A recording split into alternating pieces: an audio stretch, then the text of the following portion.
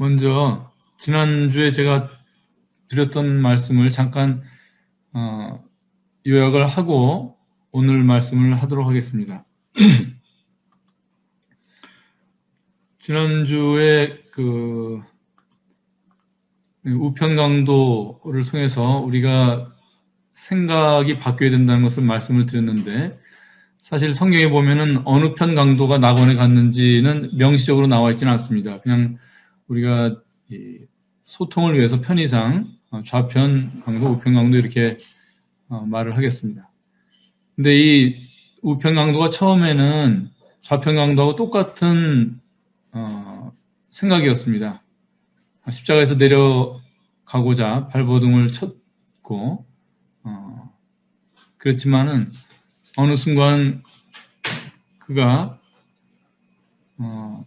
마음이 달라졌다는 것을 우리가 봤고, 어떤 생각의 변화들이 있었는지 지난주에 우리가 살펴봤습니다. 또 중요한 것은 우리한테 이제 들어와 있는 어떤 이 인생에 대한 프레임은 생로병사죠. 나고 늙고 병들어서 죽는 것, 이렇게들 우리 마음에 잡혀 있는데 우리가 성경을 통해서 보면 이 프레임이 바뀌어야 됩니다. 인생의 프레임이 생로병사 활, 요한복음 5장에 예수님께서 말씀하셨잖아요. 이를 기이 여기지 말라. 무덤 속에 있는 자가 다 그의 음성을 들을 때가 오나니 선한 일을 행한 자는 생명의 부활로, 악한 일을 행한 자는 심판의 부활로 나오리라.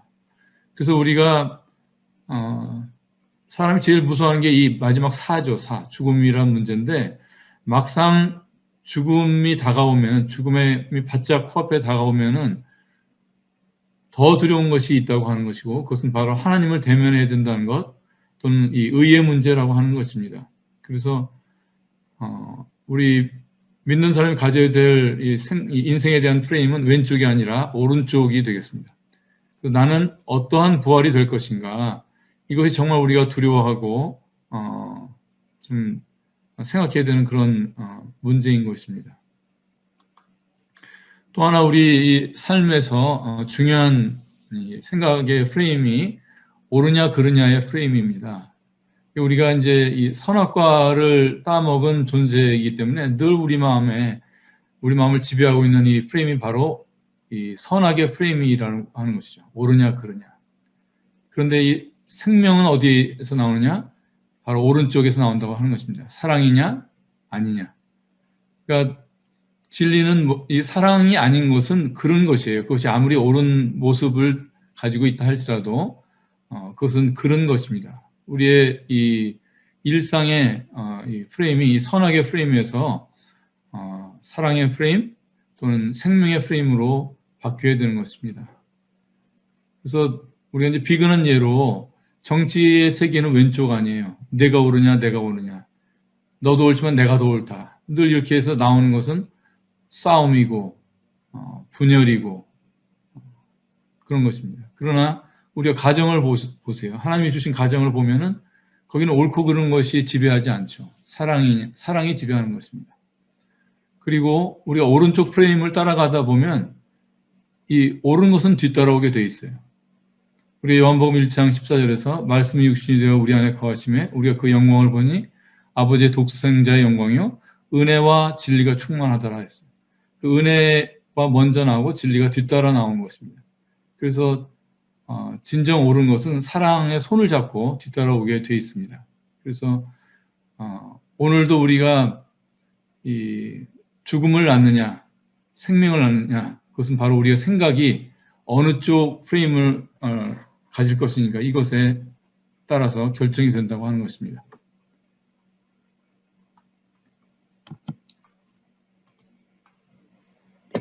오늘 요한복음 2장에서 말씀을 좀 나누도록 하겠습니다. 요한복음 2장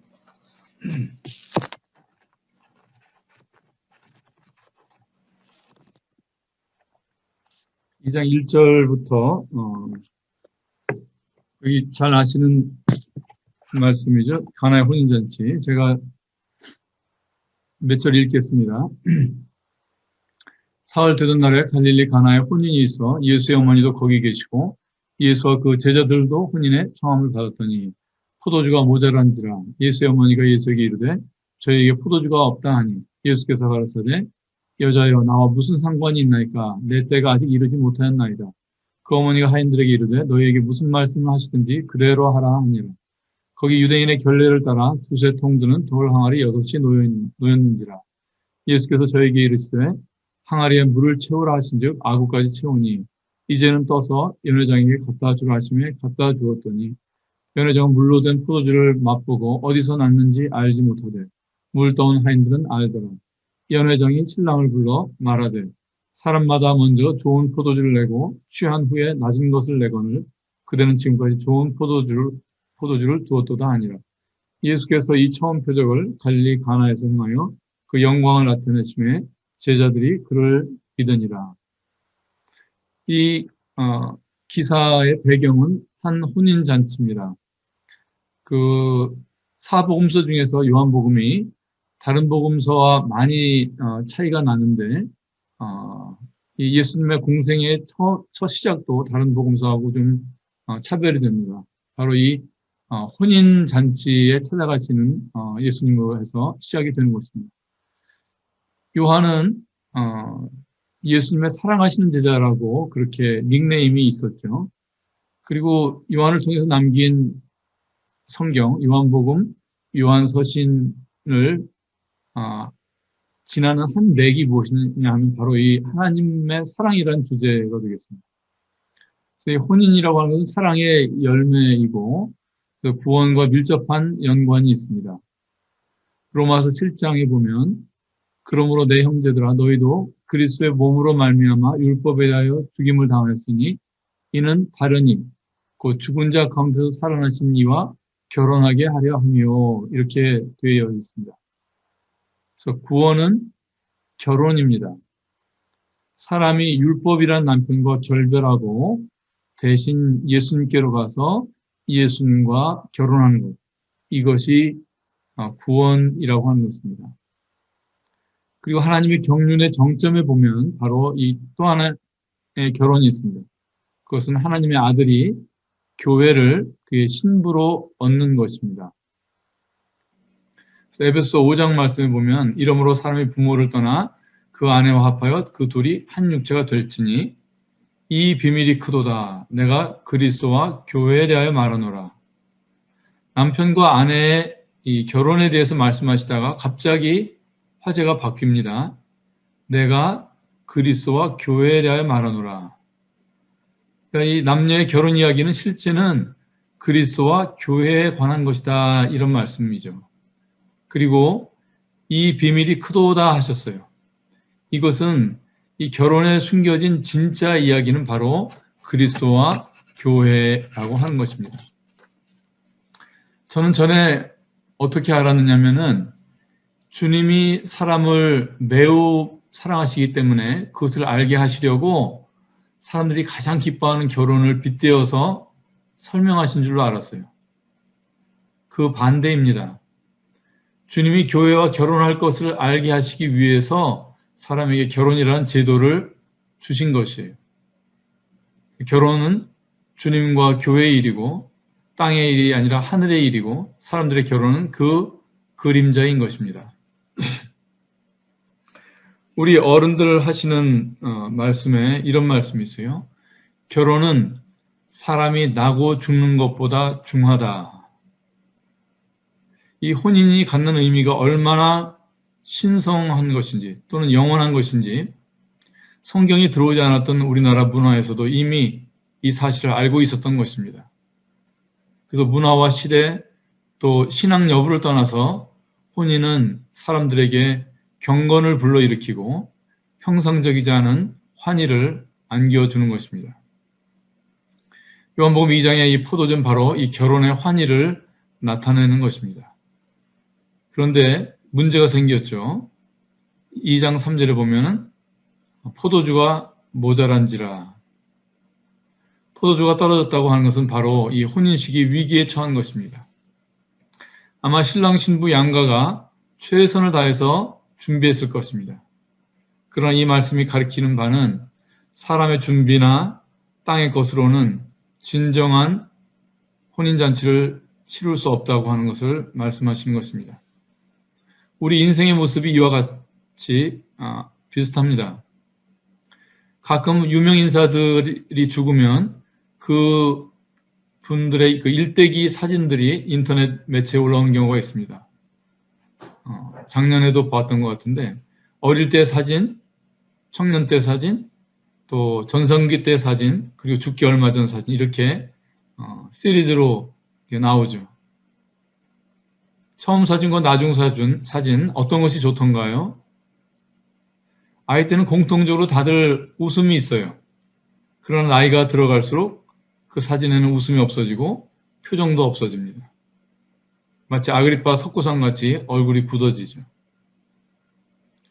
욥기에는 내 시작은 미약하였으나 내 나중은 심히 창대하리라는 말씀이 있는데 예수님이 오지 않는 인생은 이 말씀의 정반대가 됩니다. 시작은 창대하였지만 나중은 미약해지는 것. 이것이 예수님 없는 그런 인생의 모습입니다. 처음엔 기쁨이 있었지만 우울해지고 희망이 있었지만 점점 어두워지는 것입니다. 요한복음 2장 4절에 예수께서 가라사대 여자여 나와 무슨 상관이 있나이까. 여기 모친 마리아의 청을 거절하는 모습이 나옵니다. 누가복음 2장에 보면은 예수님께서 나사렛으로 내려가신 다음에 부모님을 순종하여 받드셨다고 그렇게 되어 있어요. 아주 극진히 복종하셨다고 하는 것입니다. 그런데 어찌 된 일일까요? 왜 달라지신 것일까요? 저는 이 요한복음 2장 4절이 바로 예수님과 마리아가 창조주와 조물주로 갈리는 순간으로 봅니다. 예수님의 사적인 생애가 마감되고 메시아로서 공생애를 시작하는 분기점인 것입니다. 이 부분을 읽을 때 누구나 당혹하죠.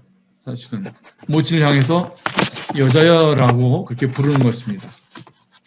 어떻게 이렇게 무례한 말을, 무례한 호칭을 하셨나, 이것을 어떻게 이해할 것인가. 여러 가지 견해가 있지만 예수님께서 사람을 부르실 때 여러 가지 호칭을 사용하셨습니다. 시몬아, 빌립아 이렇게 개인의 이름으로 부르신 경우가 있었고 사람을 일반 대명사로 부르신 경우가 있었습니다.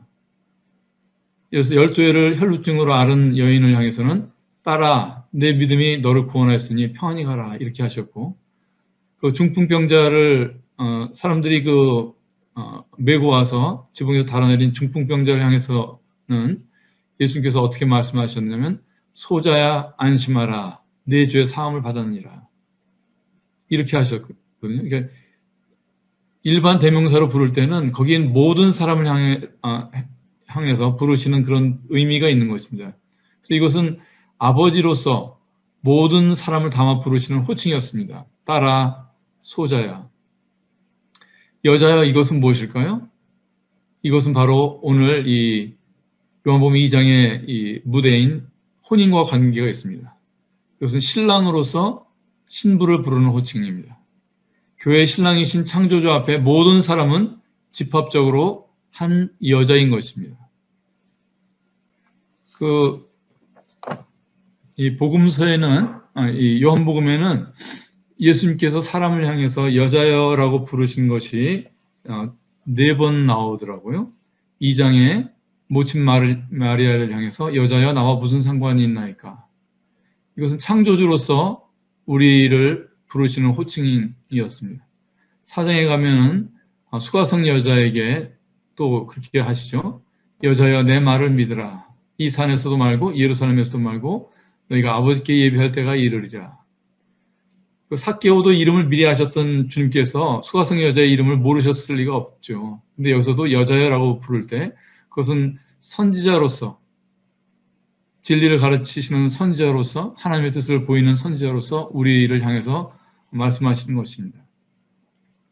8장에도 보면은 가늠하다 잡힌 여자를 향해서 여자여 너를 고소하던 그들이 어디 있느냐.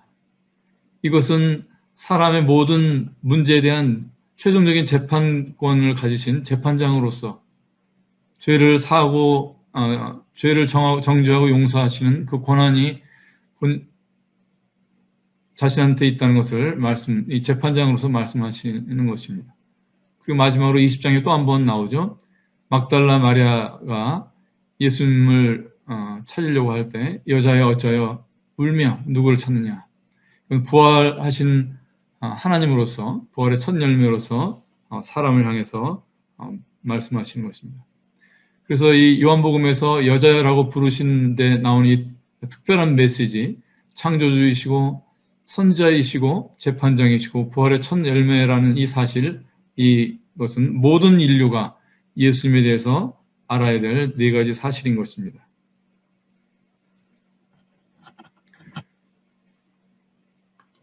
그 다음에 5절로 가보겠습니다. 5절에 보면은 모친 마리아가 하인들한테 이르죠. 너희에게 무슨 말씀을 하시든지 그대로 하라. 무슨 말씀을 하시든지 그대로 하라.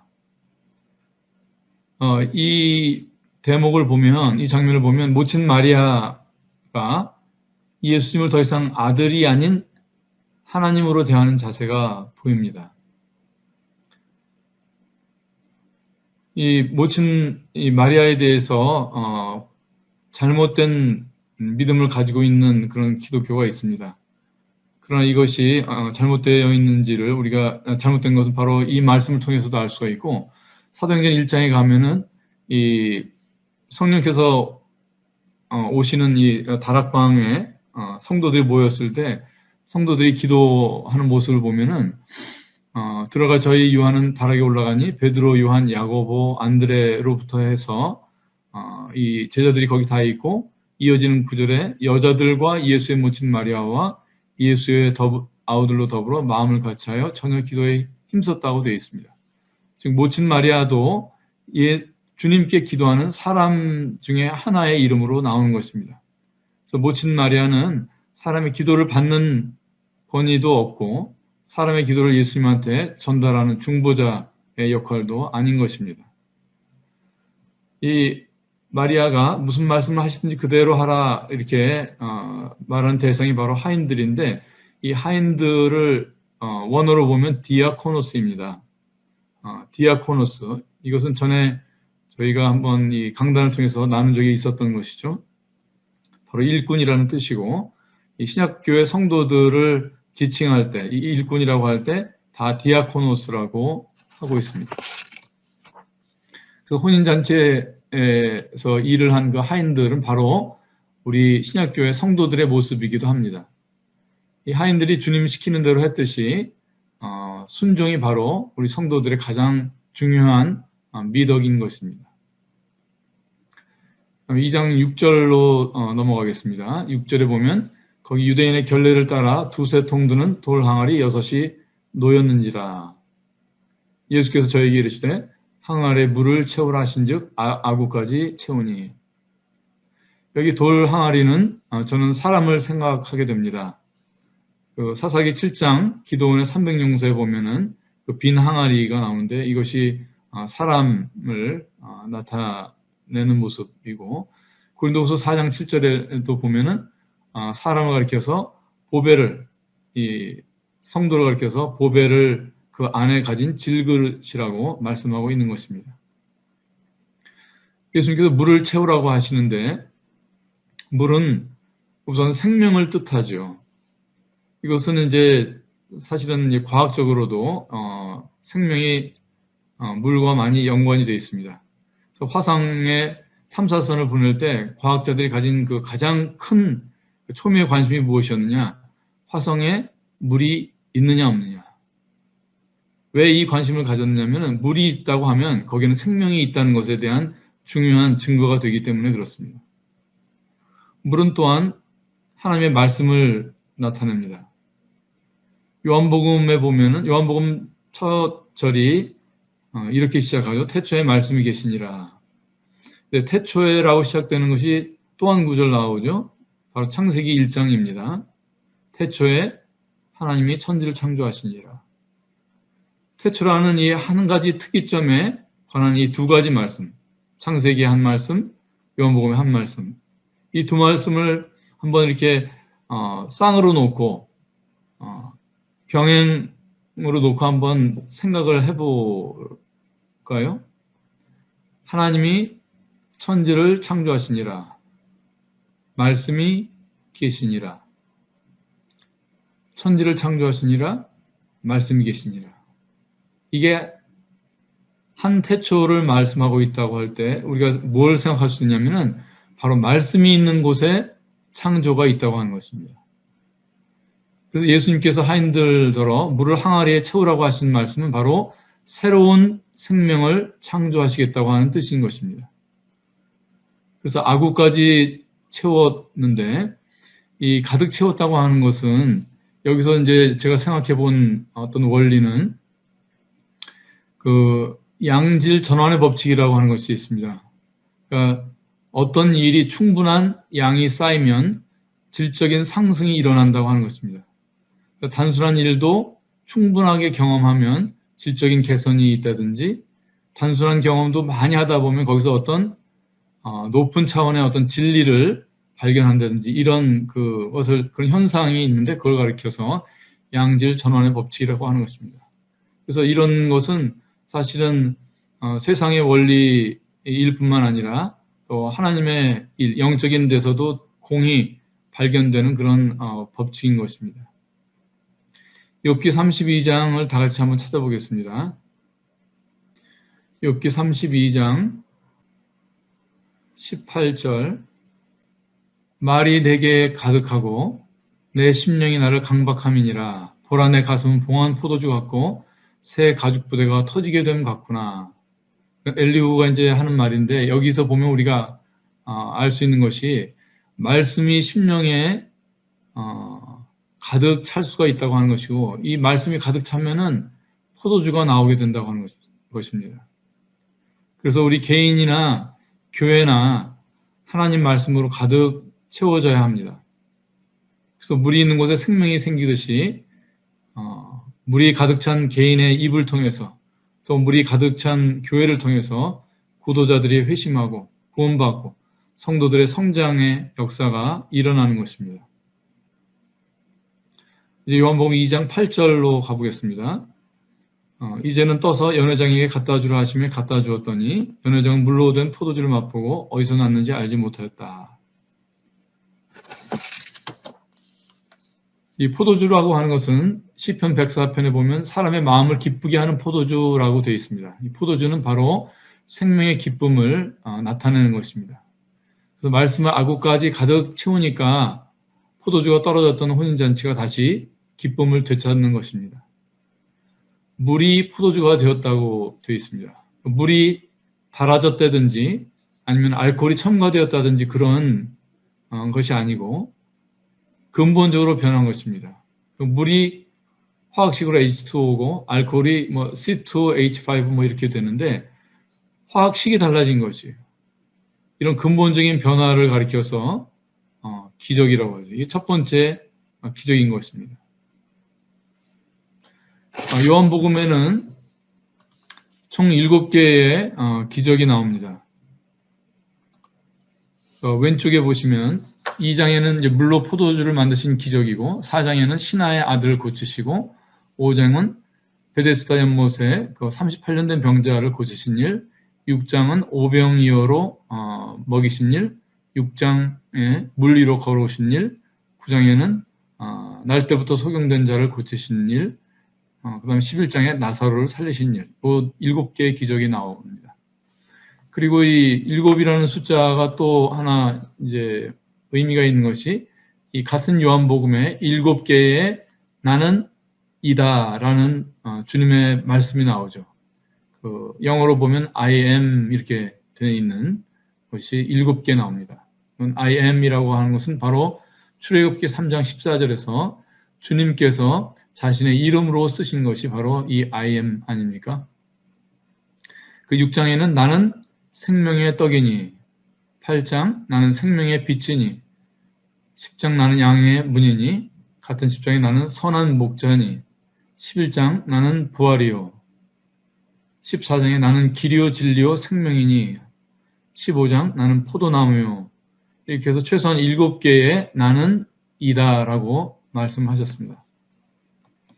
예수님께서 자신을 나는 이다라고 하신 말씀은 다 진리에 속한 것이고 희망에 속한 것이고 영생에 속한 것들입니다. 그런데 이런 말씀들이 공허한 주장이 아니라고 하는 것입니다.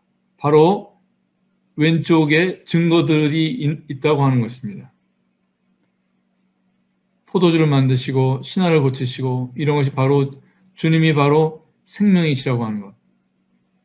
오병이어로 먹이시고 물 위를 걸어오시고 소경을 고치시고 다 창조주시라는 것에 대한 증거가 되는 것입니다. 나사로를 살리신 것도 말할 것도 없죠. 저는 옛날에 교회 처음 다니기 시작할 때 의심하는 것은 불경스러운 일이라고 생각을 했습니다. 또 의심하지 말고 믿어야 한다고 생각을 했고, 또 나아가서 의심이 일어나지 않는 것이냐, 나는 마치 의심이 일어나지 않는 사람이냐, 그렇게 위선을 하기도 했습니다. 그러나 우리가 이 성경을 통해서 보면은 하나님께서는 덮어놓고 믿으라고 하시는 것이 아니었습니다. 유대인들이 예수님을 향해서 언제까지 우리 마음을 의욕케 하려나이까 그리스도여든 밝히 말하시오라고 물었을 때 예수님께서 내가 너에게 말하였을 때 믿지 아니하는도다. 내가 내 아버지의 이름으로 행하는 일들이 나를 증거하는 것이다. 이렇게 말씀하셨어요. 그래서 하신 일들이 믿을 만한 증거들이기 때문에 예수님을 믿으라고 하신 것입니다. 일편단심 굳게 믿어드리면 하나님의 호의를 살 것처럼 이렇게 저는 착각을 했었습니다. 그러나 아무리 독실해도 사람의 마음은 부패하고 거짓된 것입니다.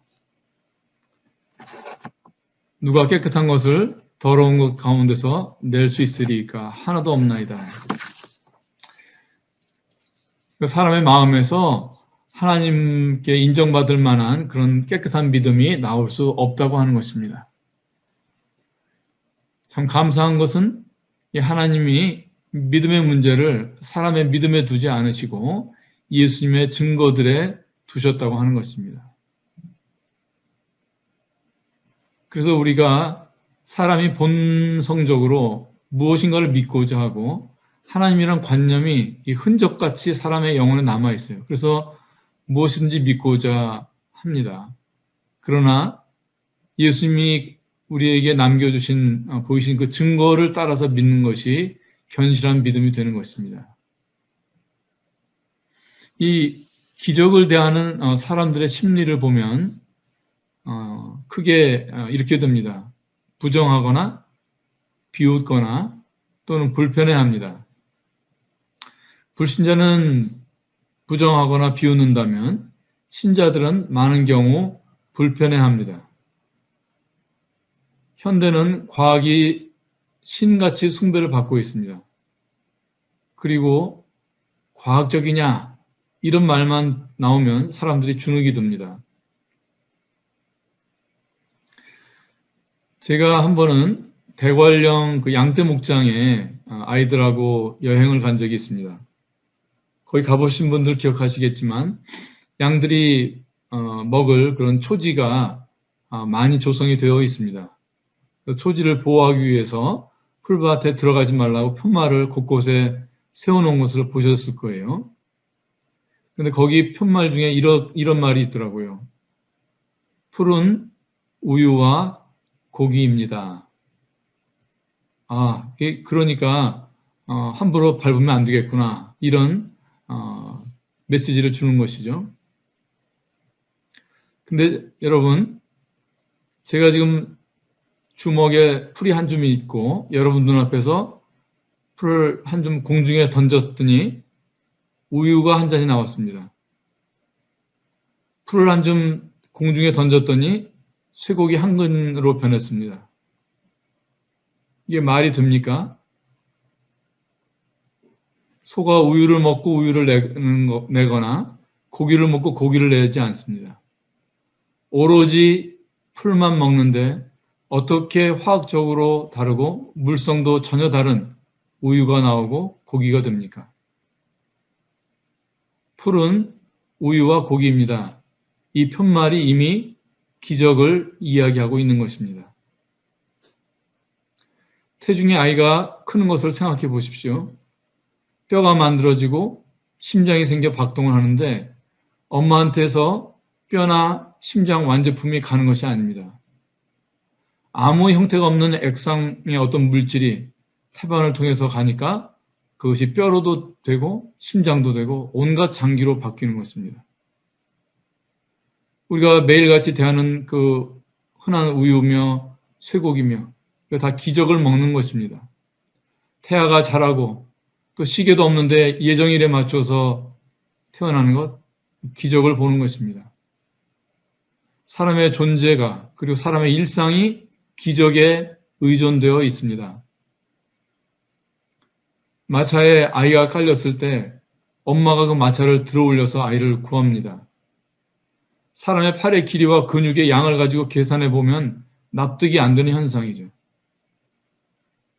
그래서 사람이 살고 있는 이 현실이라고 하는 것은 이성과 초이성, 상식과 초상식, 그다음에 과학과 비과학이 함께 작동하고 있는 세계인 것입니다.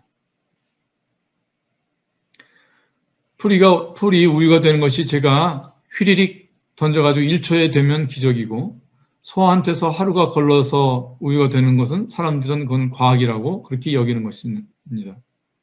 시간적인 프레임이 다를 뿐입니다. 기적의 본질이라고 하는 것은 사람의 감각과 인지의 범위를 넘는 것일 뿐입니다. 아마 사람이 사람의 범위를 넘어서 보게 되고 느끼게 된다면 너무 놀라워서 하루 종일 입을 못 다물 것입니다. 그리고 또 기적에 관해서 알아야 되는 중요한 한 가지 사실은 이 기적이라고 하는 것은 생명을 매체로 해서 일어난다고 하는 것입니다. 소를 통해서 풀이 우유가 되고 엄마를 통해서 아이가 온갖 장기를 얻듯이 바로 기적은 생명을 매체로 한다고 하는 것입니다.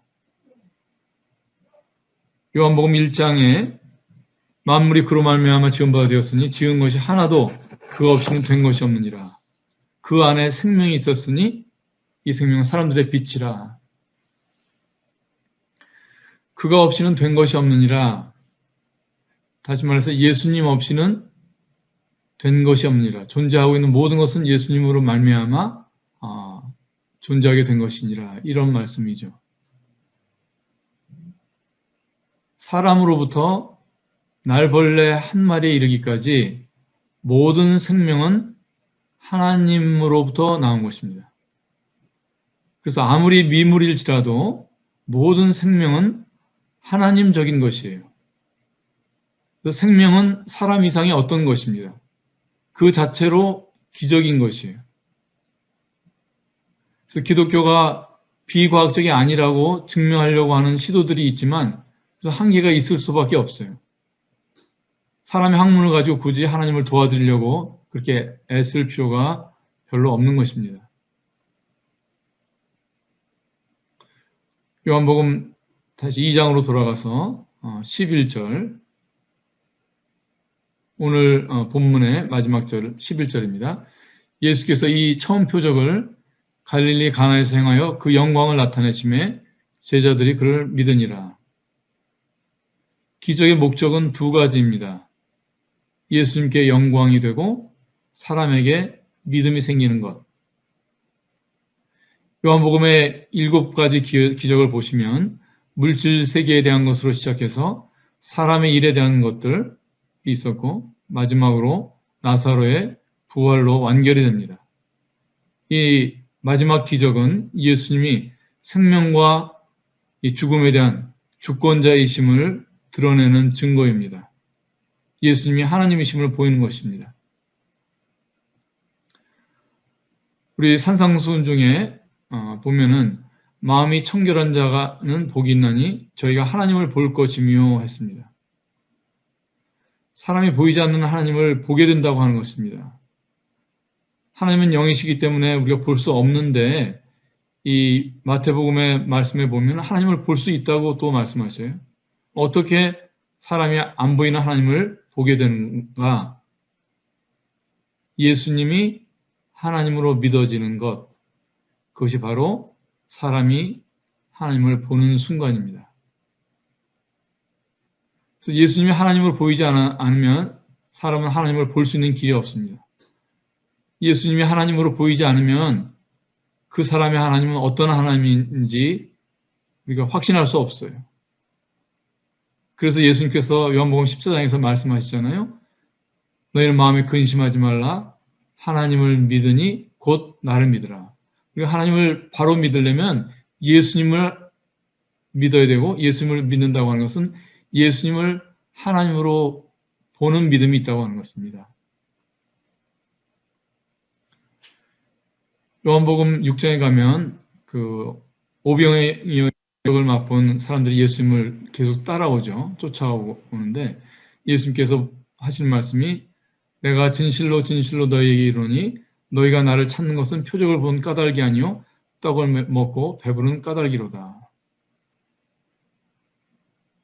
예수님이 영광을 얻고 나에게 믿음이 생기는 것이 아니라면 그 기적은 하나님에게서 난 것이 아닐 수 있습니다. 기적은 하나님에게서만 오는 것이 아닙니다. 출애굽기 애국의 술객들을 보면 그들도 기적을 모방했던 것을 상기할 필요가 있습니다. 그들도 지팡이가 뱀으로 변했고 하수의 물을 피로 변하게 하였습니다. 그래서 모든 기적이나 기적으로 보이는 일이 하나님에게서 오는 것이 아닐 수 있다고 하는 것을 유념해야 될 것입니다. 가나에 오늘 본 혼인잔치, 여기에 두 부류의 사람이 있었을 것 같습니다. 한 부류는 포도주를 맛본 사람, 한 부류는 영광을 본 사람입니다. 나는 예수님에게서 영광을 보는가? 나는 예수님을 나의 하나님으로, 나의 주님으로 그렇게 알아가는가? 우리의 참 평범한 이 현실, 일상과 또 늘 쉽게 대하지만 이 성경을 통해서 예수님의 영광을 보는 것이 곧 믿음입니다. 그리고 그것이 오늘 포도주가 떨어진 나에게 새 포도주가 될 수 있습니다. 올해 코로나가 끝나지 않은 채로 새해를 맞습니다. 우리 앞선 형제님 간증에서도 들었듯이 참 이 현실은 녹록지 않고 참 우리에게 많은 순간순간 두려움과 어둠으로 다가옵니다. 그 답은 우리가 어디서 이 답을 얻을 것인가? 그것은 이 포도주가 떨어진 잔치에 오셔야 되는 분이 있습니다. 바로 창조주이신 예수 그리스도. 그리고 그분께서 오셔야지 근본적인 변화가 됩니다. 그러지 않고서는 희망이 없습니다. 가능성이 없습니다. 참 우리가 처한 현실이 조금씩은 다를지라도 정말 포도주가 떨어져서 당혹하고 어려움을 당한 이 혼인잔치의 연회장처럼 우리가 간절한 마음으로 예수님이 우리 안에 오시기를, 이 포도주가 떨어진 우리의 삶에 매일같이 오시기를 그렇게 기도하고 그렇게 살아가고 그것을 우리가 서로 간증하는 그런 새해가 됐으면 좋겠습니다. 예, 이상입니다.